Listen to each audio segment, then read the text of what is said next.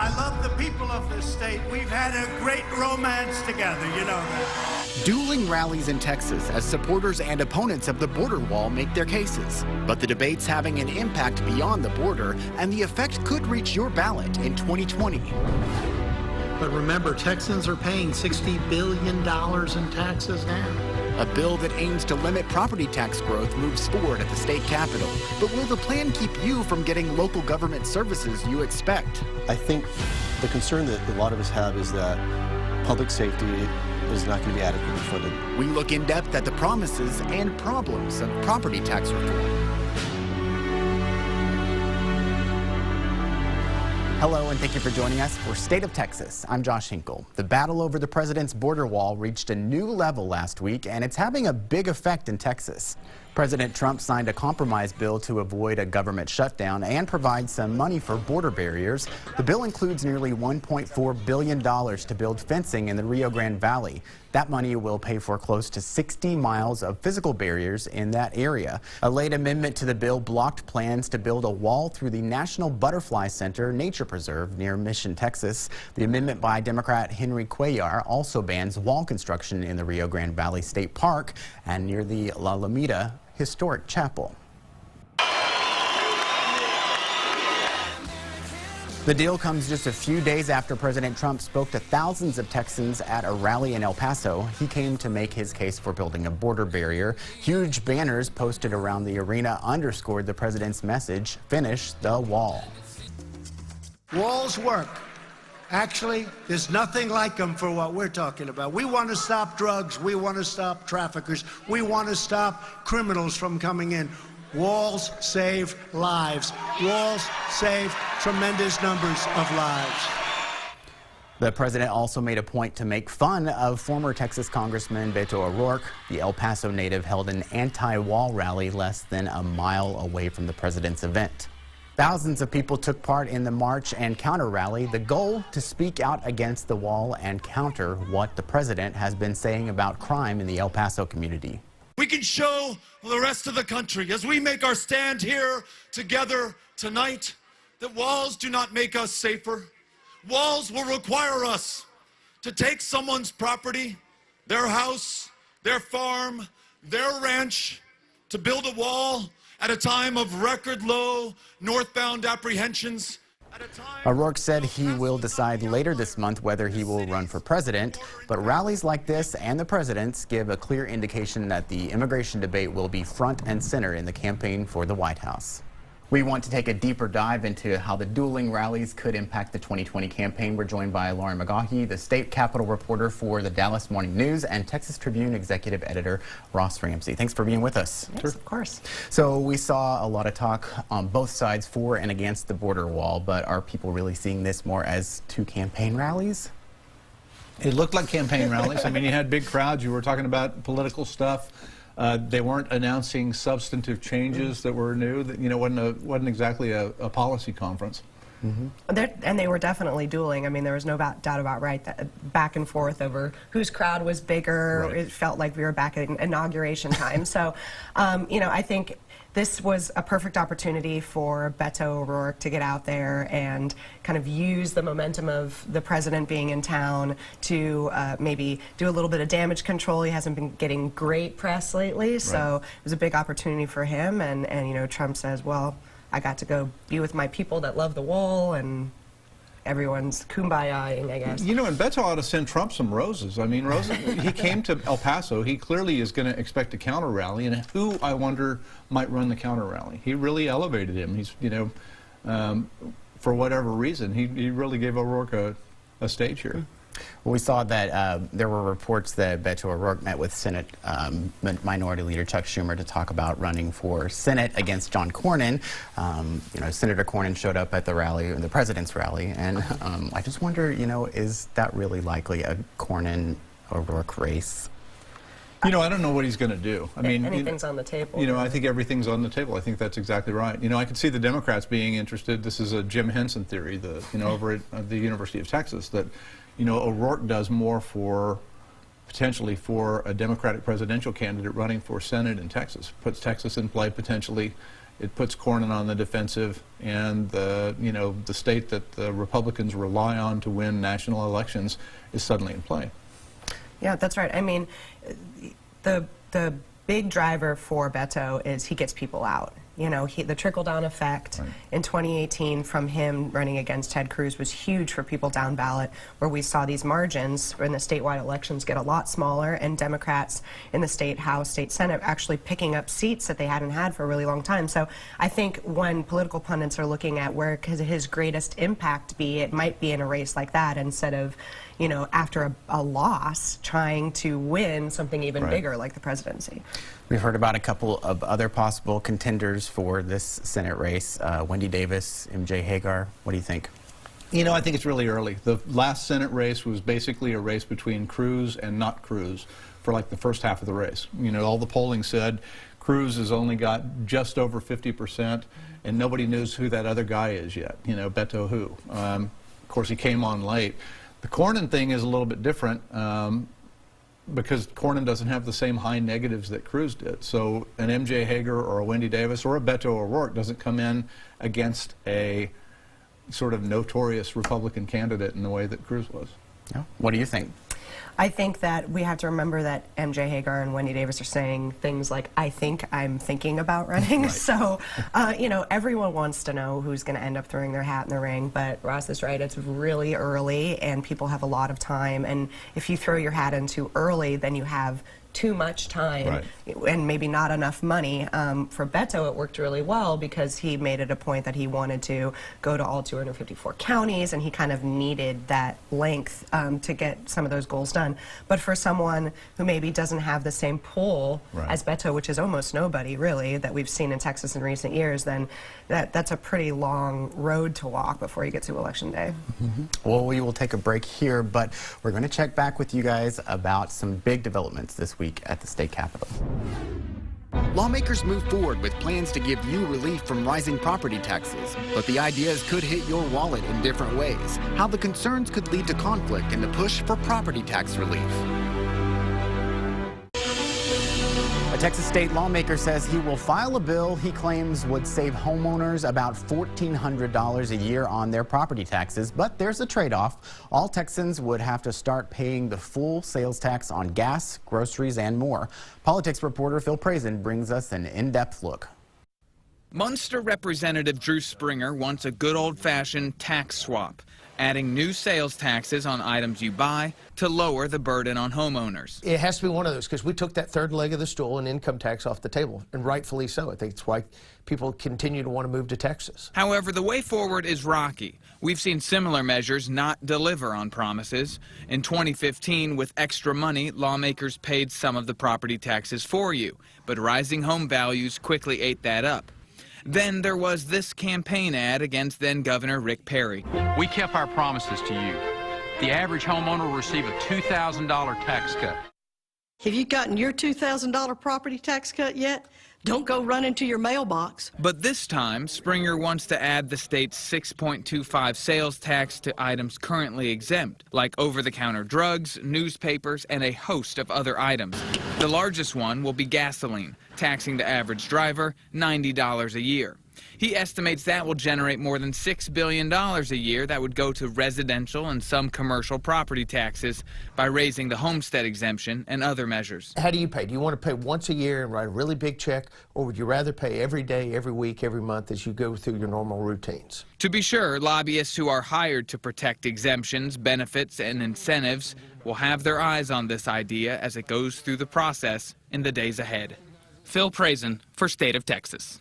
Representative Springer tells us he hopes to file the bill later this week. But the big plan for property tax relief is already moving forward at the Capitol. The committee substitute to SB 2 is reported to the full Senate. It's a plan to slow down skyrocketing property taxes, but critics say it needs some changes. What the Senate voted on is probably not going to be what we end up voting on. An in-depth look next on State of Texas. A bill that aims to limit property tax growth in Texas is moving forward at the state capitol. The Senate Property Tax Committee voted Monday to send Senate Bill 2 to the full Texas Senate for consideration. The bill would set a 2.5% cap on annual property tax growth. Anything above that level would require voter approval.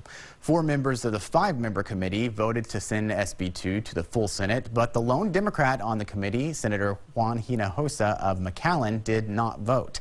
He worries the 2.5% cap will hurt the ability of cities, school districts, and local entities to provide necessary services. Have my reservations and concerns. I will vote present not voting and being optimistic that as we move forward, we'll continue to try to do a much deeper analysis of this bill and the consequences and the impact it will really have and try to come up with a much better approach, that much more better balance as to the needs and services that our constituents need. Committee Chairman Betancourt responded, saying tax relief is what Texans need most. But remember, Texans are paying $60 billion in taxes now. And that is going up at an astonishing rate, you know. And so again, this is a slowing of tax revenue. The 2.5% cap seems to have solid support in the Senate, where Republicans hold a supermajority, but it could be a different story in the House. Joining us for Perspective is Representative Eddie Rodriguez, a Democrat from Austin. Now, you're on the House Ways and Means Committee that's considering HB 2, the companion bill to what's moving forward in the Senate. Are you seeing a consensus or a conflict over that 2.5% cap? I wouldn't say there's a consensus right now. I think, nor would I say there's a conflict necessarily. I think that the House is really ready to roll up our sleeves and get to work. I think there's a lot of room for compromise, and the final bill, what the Senate voted on, is probably not going to be what we end up voting on, or what House Bill 2 is going to look like. A lot of people in your district throughout Austin and Central Texas struggle to keep up with rising property taxes.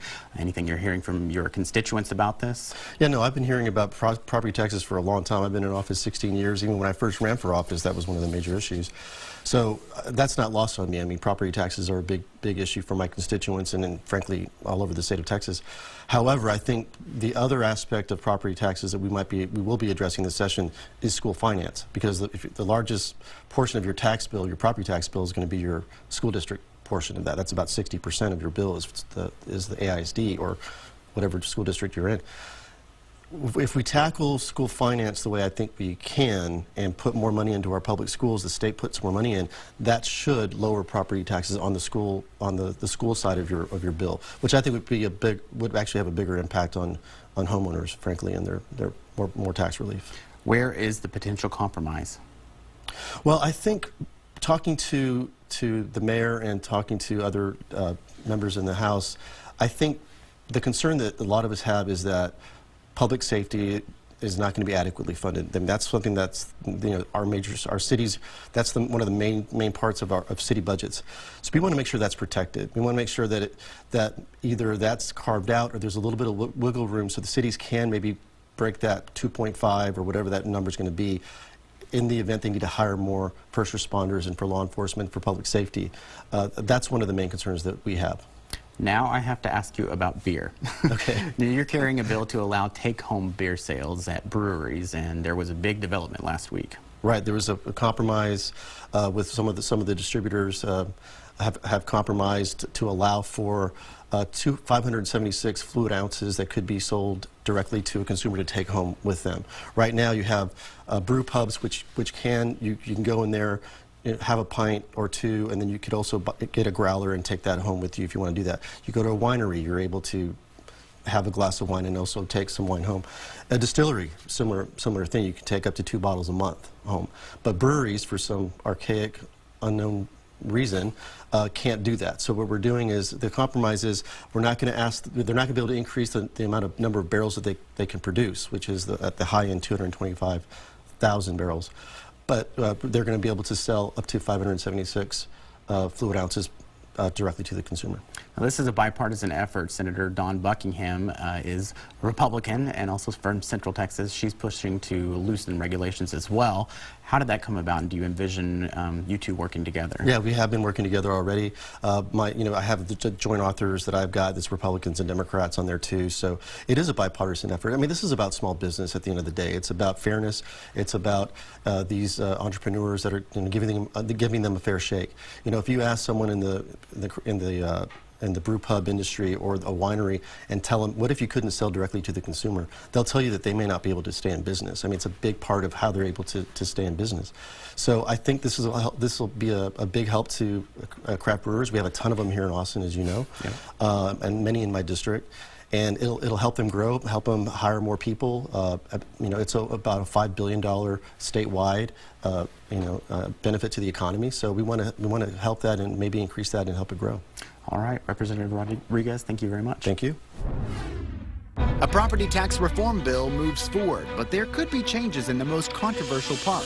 We're also hearing of Republican senators coming out saying publicly now, I'm not going to vote for 2.5%. We'll go back to our panel for a deeper dive into how a compromise could take shape to give you property tax relief. The push to give you property tax relief is starting to cause some conflict at the legislature, but so far lawmakers are confident the debate will lead to a deal. For perspective, we turn back to our roundtable with Lauren McGaughy of the Dallas Morning News and Texas Tribune Executive Editor Ross Ramsey. Welcome back. Thanks. Thanks. All right, so we heard Senator Hinojosa, he couldn't do anything to stop the property tax cap bill from moving forward, but he made it clear that he cannot support the 2.5% cap. Are you hearing any indication that senators change the cap before they pass it through?